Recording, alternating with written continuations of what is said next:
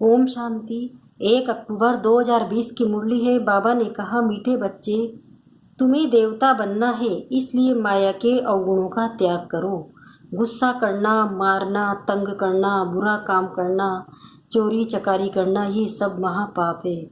प्रश्न है, इस ज्ञान में कौन से बच्चे तीखे जा सकते हैं? घाटा किन्हें पड़ता है? उत्तर, जिन्हें अपना पोता मेल रखना आता है वो इस ज्ञान में बहुत तीखे जा सकते हैं। घाटा उनको पड़ता है जो देही अभिमानी नहीं रहते। बाबा कहते, व्यापारी लोगों को पोता मेल निकालने की आदत होती है, वो यहाँ भी तीखे जा सकते हैं। गीत है, मुखड़ा देख ले प्राणी। ओम शांति। रूहानी पाठधारी बच्चों प्रति बाप समझाते हैं, क्योंकि रूह ही पाठ बजा रही है।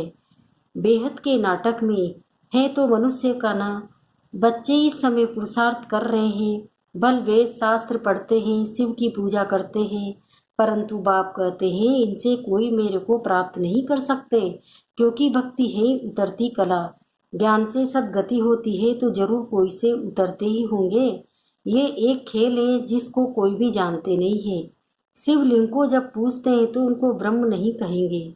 तब कौन है जिसको पूजते हैं? उनको भी ईश्वर समझ पूजा करते हैं।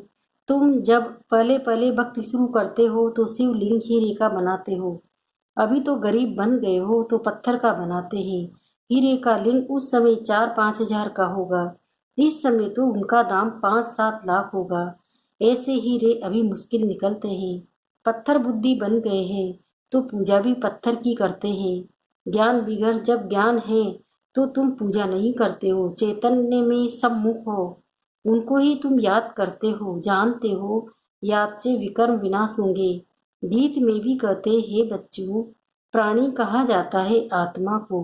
प्राण निकल गया फिर जैसे मुर्दा है, आत्मा निकल जाती है। आत्मा है अविनाशी। आत्मा जब शरीर में प्रवेश करती है तब चैतन्य है। बाप कहते हैं, हे आत्माएं, अपने अंदर जांच करो, कहाँ तक देवी गुणों की धारणा हुई है। कोई विकार तो नहीं है, चोरी चकारी आदि का कोई आसुरी गुण तो नहीं है ना। आसुरी कर्तव्य करने से फिर गिर पड़ेंगे, इतना दर्जा नहीं पा सकेंगे। खराब आदत को मिटाना जरूर है। देवता कभी कोई पर गुस्सा नहीं करते। यहाँ असुरों द्वारा कितनी मारे खाते हैं, क्योंकि तुम देवी संप्रदाय बनते हो तो माया कितनी दुश्मन बन पड़ती है। माया के अवगुणों काम करते हैं, मारना, तंग करना, बुरा काम करना, ये सब पाप है। तुम बच्चों को तो बहुत शुद्ध रहना चाहिए। चोरी चकारी आदि करना तो महापाप है। बाप से तुम प्रतिज्ञा करते आए हो, बाबा मेरा तो आप, एक दूसरा न कोई, हम आपको ही याद करेंगे। भक्ति मार्ग में भल गाते हैं, परंतु उनको पता नहीं है कि याद से क्या होता है। वो तो बाप को जानते ही नहीं।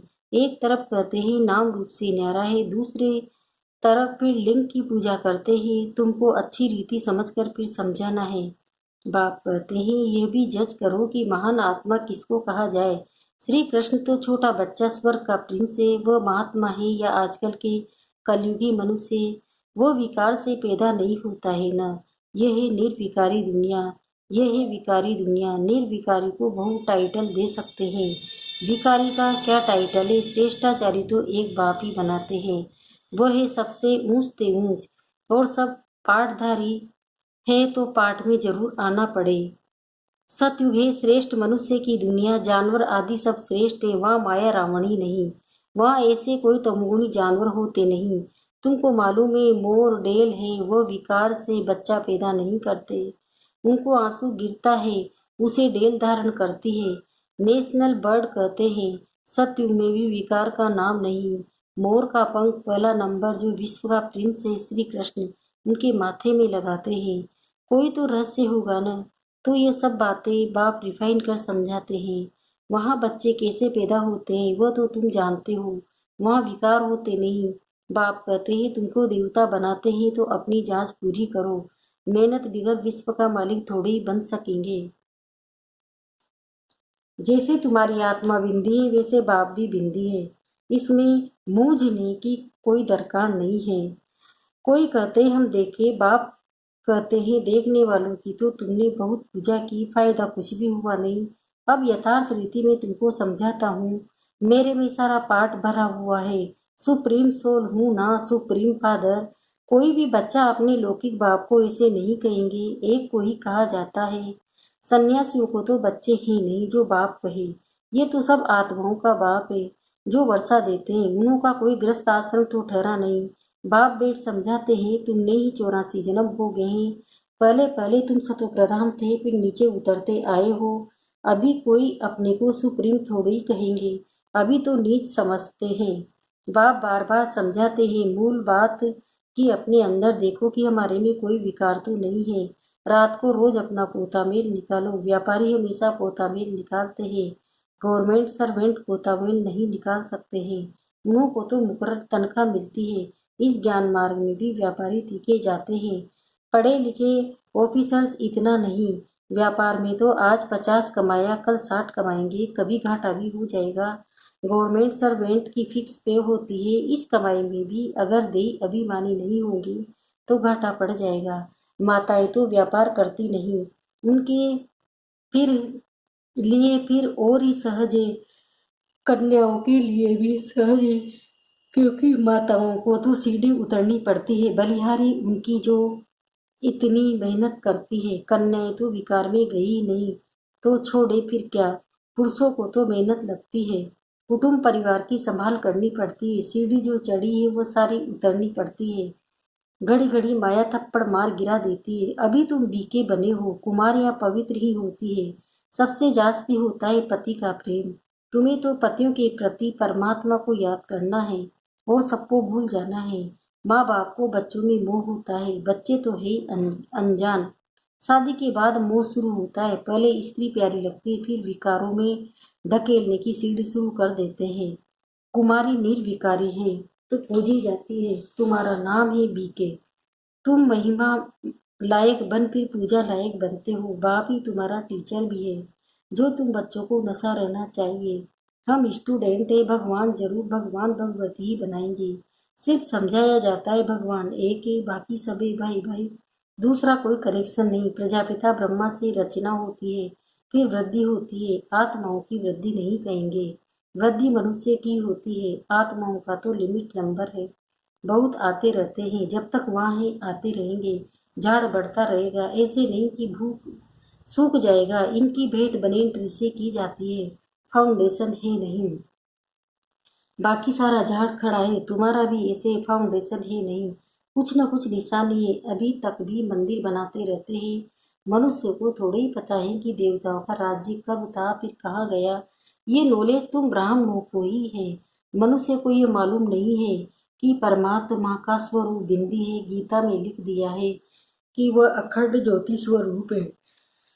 आगे बहुतों को साक्षात्कार होता था, भावनानुसार बहुत लाल लाल हो जाते थे, बस हम नहीं सहन कर सकते। अब वो तो साक्षात्कार था। बाप कहते ही साक्षात्कार से कोई कल्याण नहीं है। यहाँ तो मुख्य है याद की यात्रा। जैसे पारा खिसक जाता है ना, याद भी घड़ी घड़ी खिसक जाती है। कितना चाहते हैं बाप को याद करें, फिर और ख्याल आ जाते हैं।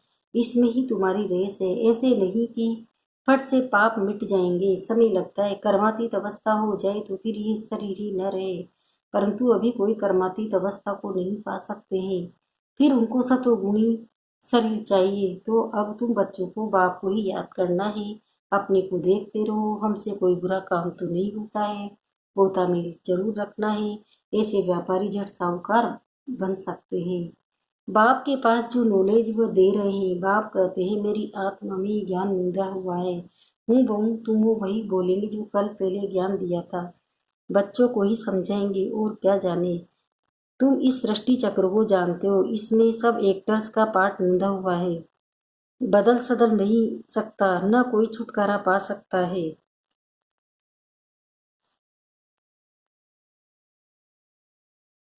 न कोई छुटकारा पा सकता है। हाँ, बाकी समय मुक्ति मिलती है। तुम हो ऑलराउंडर, 84 जन्म लेते हो, बाकी सब अपने घर में होंगे फिर पिछाड़ी में आएंगे। मोक्ष चाहने वाले यहाँ आएंगे नहीं, वो फिर पिछाड़ी में चले जाएंगे। ज्ञान कभी सुनेंगे नहीं, मच्छरों से आए और गए।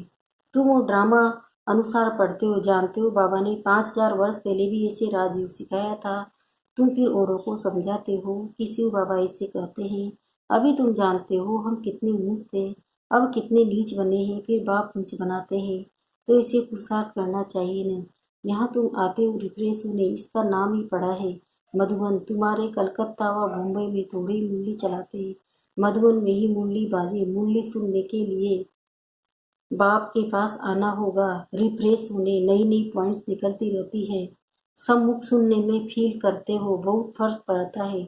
आगे चल बहुत पार्ट देखते हैं। बाबा पहले पहले सब सुना दो दे तो टेस्ट निकल जाए। आहिस्ते आहिस्ते इमर्ज होता जाता है, एक सेकंड न मिले दूसरे से।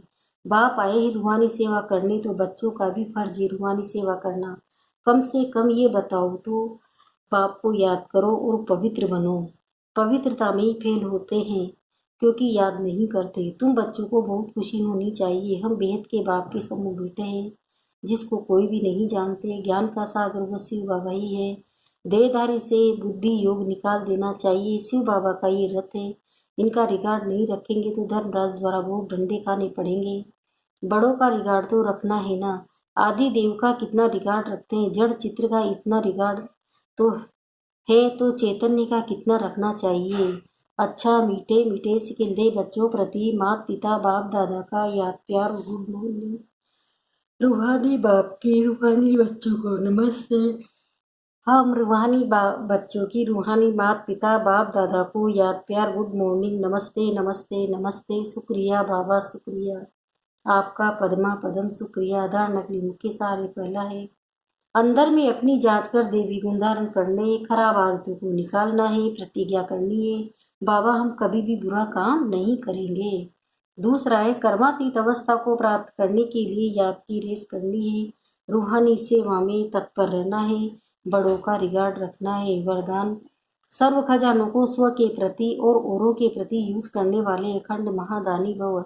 जैसे बाप का भंडारा सदा चलता रहता है, रोज देते हैं, ऐसे आपका भी अखंड लंगर चलता रहे, क्योंकि आपके पास ज्ञान का, शक्तियों का, खुशियों का भरपूर भंडारा है। इसे साथ में रखने व यूज करने में कोई भी खतरा नहीं है। ये भंडारा खुला होगा तो चोर नहीं आएगा, बंद रखेंगे तो चोर आ जाएंगे। इसलिए रोज अपने मिले हुए खजानों को देखो और स्व प्रति और औरों के प्रति यूज करो तो अखंड महादानी बन जाएंगे। स्लोगन, सुने हुए को मनन करो, मनन करने से ही शक्तिशाली बनेंगे।